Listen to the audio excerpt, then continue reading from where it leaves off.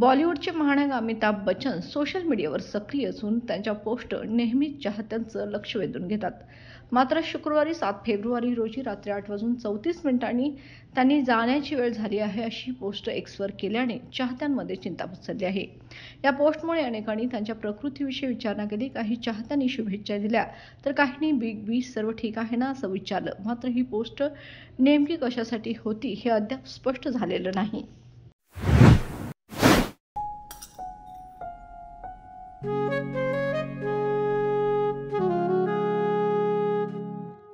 बाबा, आज येताना बासुंदी घेऊन या ना.